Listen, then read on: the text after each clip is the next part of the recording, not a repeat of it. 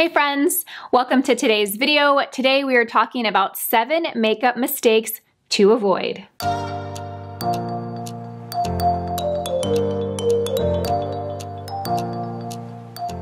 Okay, so I'm going to share with you guys 7 makeup mistakes that I feel are just not complimentary on us, on everyone. But with that said, I want to say this.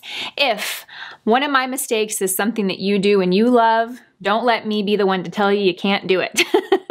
Quick little backstory, I was inspired to film this video today because I was watching one of these videos from another creator, and she had maybe like 10 mistakes. And the first one, there were like 2 or 3 that she said are makeup mistakes that I do. And I was like, hey, I do that. I like it. So the reason I'm sharing that is because, you know, these are just my opinion. Take it for what it is, but you do what makes you feel beautiful. Okay, let's go ahead and get started with tip number 1. So tip number 1 is not prepping the skin properly. And what I mean by this is starting your makeup with dehydrated skin that hasn't been properly moisturized or exfoliated. Now that can mean, you know, the products that you use that morning, but it also is how you treat your skin over time, right? You want to make sure that you're exfoliating the skin, that you're constantly adding hydration, your eye creams, your night creams, your serums, things that really keep the skin in a plump and hydrated state, because dry skin will accentuate texture. I'll say that again. Dry skin can accentuate texture. Dry, dehydrated skin, I should add, can accentuate texture. So that not only includes your skincare, but that also includes your primers if you choose to use a primer. I'm not one that believes primers are necessarily like something that you have to do, but I do think they can really help you if you have excessively oily skin, if you have large pores. There are primers that target those specific issues and helps control oil throughout the day, keep the skin matte. They also help blur texture on the skin. So sometimes I will use a pore blurring primer. Why is that so hard to say? But also, you want to avoid using, if you have dry skin or dehydrated skin, don't use a primer that's going to mattify the skin and then use a mattifying foundation. That's just like kind of like adding to the issues of having your skin look dry and dehydrated and, you know, look heavy. So make sure that you're really choosing customized products for your particular skin issue. Tip number 2 is using the wrong or too much of a foundation. So it's using the wrong foundation formula for your skin and your needs, or it's using too much foundation, period, regardless of the formula. So let's first talk about, generally speaking, you know, what you should look for in a foundation. If you have really oily skin, you probably want to find more soft matte or natural matte finish foundations. You know, I think it's pretty safe to say that really oily skin is not going to do well with really dewy or glowy foundations, because your skin naturally produces oil, and after a matter of an hour, a couple hours, your skin is going to look really dewy. Let's just call it what it is. It's going to look really oily. Your makeup will not look fresh all day. It will and can accentuate large pores and texture in the skin too if it's too glowy. So really find a foundation that fits, you know, your needs for excessively oily skin. On the other side of that, if you have really dry or dehydrated skin, you probably want a foundation that is more on the natural or hydrating glowy side. If you have very dehydrated dry skin and you go for a full coverage matte foundation, it's not going to do you any favors. It is not going to do you any favors. It's going to make your skin look dull, flat, and lifeless, and it's not necessary. So really take a good, you know, analysis of your skin. Go to the makeup counter and be honest with the person at the counter with what issues you deal with, and have them recommend a foundation that is really catered to your needs. Now, the other part of that is not to use too much of any foundation. That goes regardless of what formula you have. If you have a matte formula or a really glowy foundation, just use what you need and don't use any more, you know? I think that is something that I have really embraced every year that passes. I'm like, less is more, ladies. Less is more.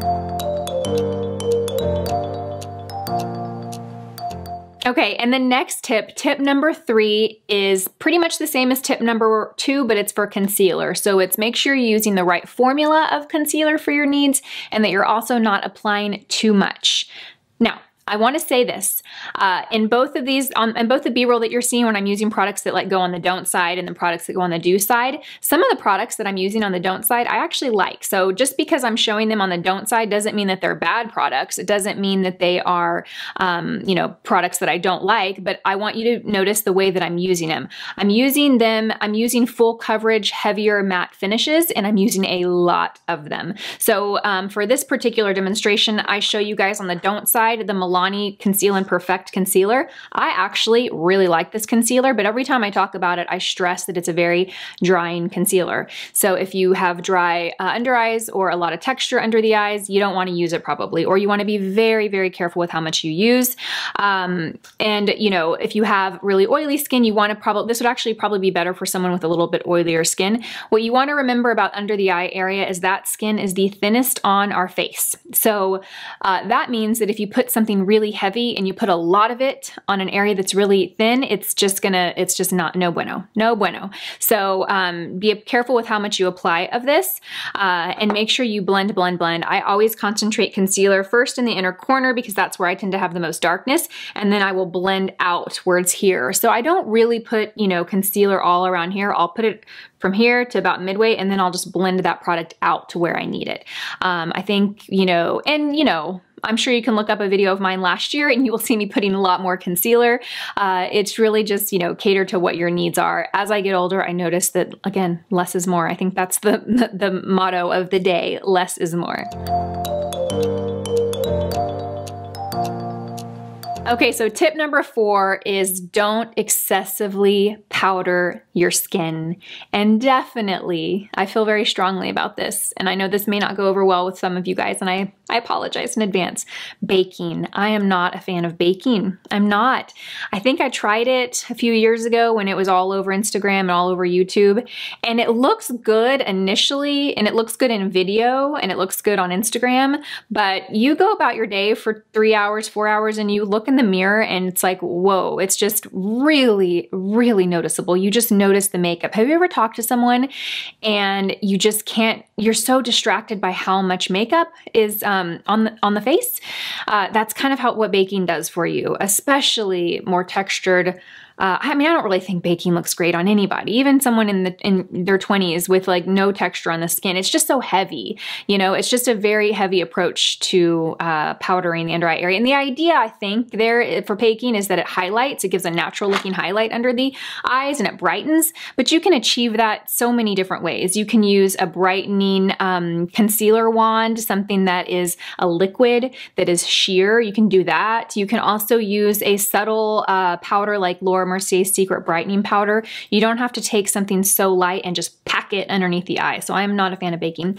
I'm also a fan of, for the do part, we're going to talk about powdering. I do always powder under the eye. I'm just really careful with how much I put there. And I'm also really into precision powdering. That is why I love the BK Beauty 108 brush, because it is just the perfect size to really just precision powder. You will see that I always powder under my eyes. I always powder my nose because that's where I get real oily. I'll go around my mouth and then I'll go on my forehead a little bit. But I don't, I'm not a believer in just taking a bunch of powder and just powdering the whole face. So be careful with how much powder you use.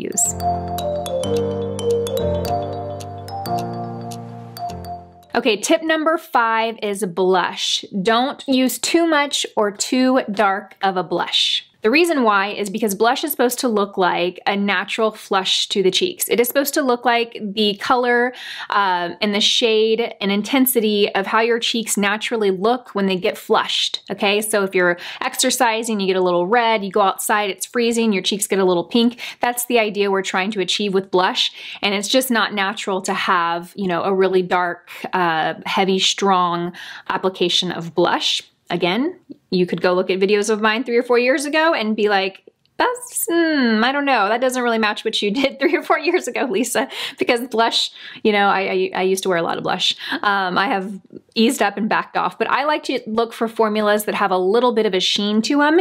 Even a matte that has a sheen, I really, really like. I like to fall right there in the middle. I don't really like blushes that are flat matte typically, unless they're a sheer tone, so they apply really sheerly. And I don't like formulas that are really highlighty and shimmery, because again, shimmer really accentuates pores, and that's where that's where my pores like to hang out. And they like to hang out right here. So I like something with a little bit of sheen that's gonna give a soft highlight like this, but not gonna, you know, excessively like magnify my pores. I really love this one by e.l.f. It's called Mellow Mauve. Love this color. I think it's complimentary on pretty much everybody.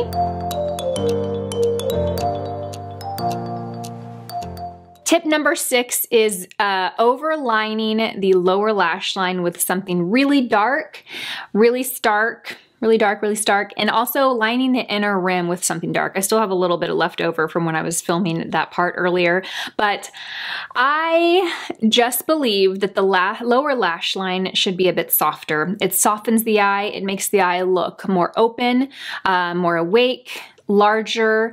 I think when we take a really dark pencil, I never use black on the lower lash line, really on anybody. I always opt for like a chocolate brown or a bronze. I really love bronze. I love brown with a sparkle or a fleck to it because that's gonna soften it. And so I stay away from lining that lower lash line with a really dark, or if you do like a darker lash line, that's totally fine. I would just avoid taking it all the way over because that is gonna make the eye appear smaller and a little bit more harsh. And then as far as lining the inner rim, this was a trend. I don't really see it as much anymore. I know that, you know, years ago, it was like really, really the thing. Everyone, and I really wanted to do it, but for some reason I never liked the way it looked on me. I would see other people and I thought it looked great, but when I would do it on myself, I was just like, this just doesn't make me feel pretty. It makes me feel like a little harsh. It makes the eyes look a little smaller. I just wasn't a fan of it. I do like to line the inner rim with a lighter color, like a white or a peach, like a light pink, very, very pale pink or pale yellow to brighten the eyes. But I try and keep the lower lash line really soft. I'll use shadows, I'll use kohl pencils because they're softer and you can smudge them. They give a lot of workability to them, so it's not a harsh line, it's a line that you can soften and smudge out. I'm not saying you can't have dark color under the eye, I'm just saying you want it to be applied in a bit of a softer application. Okay, the last tip, tip number 7, is for lips, and that is to really assess your lip situation. We all have different size and shape of lips, okay? My lips are personally, I feel like, on the smaller side. They have a lot of texture to them. I have a lot of little lines. I feel like they're always kind of dry and dehydrated. I would kill for like full lips, full, plump, beautiful lips.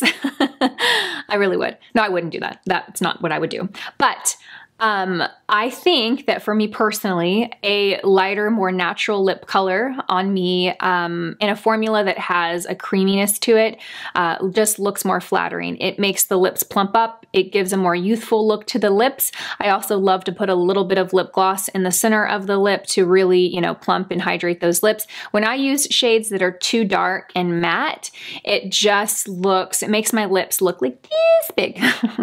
And so I personally, but that's not the case for everybody, right? If you're blessed with big, beautiful, full lips, then, you know, you can kind of really do whatever you want to your lips. And that being said, we can all do whatever we want, right? I'm not saying you can't do this, you can't do that. But my point is that, you know, as we age, our lips get a little thinner. As we age, we get more texture to our lips, and using dark matte colors is just going to magnify, you know, that. So those are my tips, my 7 makeup mistakes to avoid. I would love to know what are your favorite makeup mistakes that you avoid. I would love to know what you thought about some of these things that I shared. Do you agree with me? Do you disagree with me? I welcome all feedback in the comment section below. Thank you guys so much for watching. If you learned anything from this video, I would love to know that too. I love hearing, you know, what you guys pick up and learn from these videos. It really is why I do them. So thank you guys so much for watching. As always, I hope you guys have a fantastic, beautiful, wonderful day, and I will see you guys in my next video. Bye guys.